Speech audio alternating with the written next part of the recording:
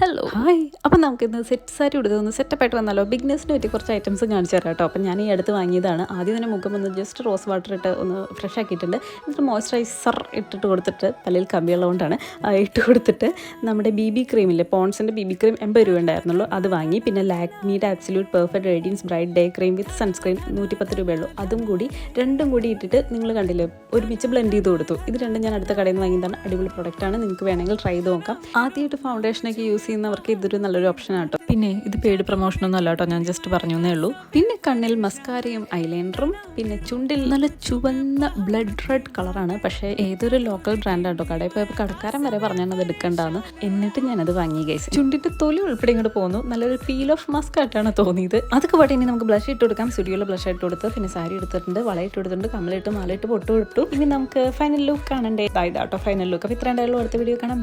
By.